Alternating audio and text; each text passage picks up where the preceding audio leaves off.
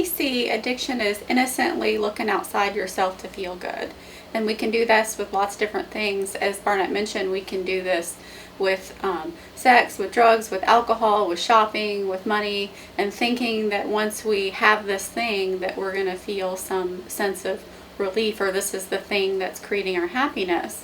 But what we often see is that ego is never satiated, that thing, while we get temporary relief, that thing isn't sustainable, it doesn't last.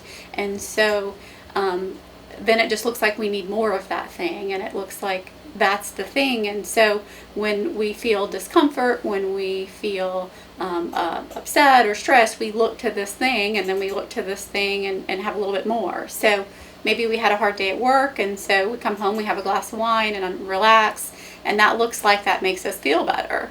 And then, after doing that for a while, maybe it looks like we need just a little bit more of that. But so to me, with addiction, I think we can get a bad rap with substances and with maybe drugs or alcohol, because they have different consequences. But how many people come home and they binge watch Netflix, or they check out, or I've seen marriages destroyed over video games, where people just kind of totally tune out, ignore their family, and they're looking for some kind of altered state that they feel like they don't have the inner resources to be present and to sit with themselves and to deal with what's happening. And what we want to show people is their own strength, their own health, their own wellness, and that they can go within, and that's where the happiness is. That's where the peace and contentment is.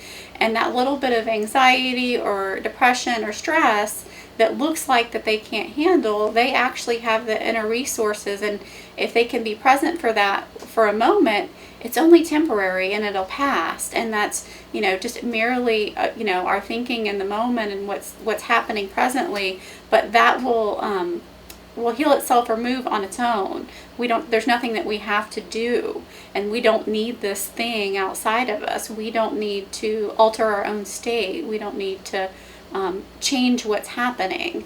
That we really have this health and wellness within us that we just don't see, that we don't recognize.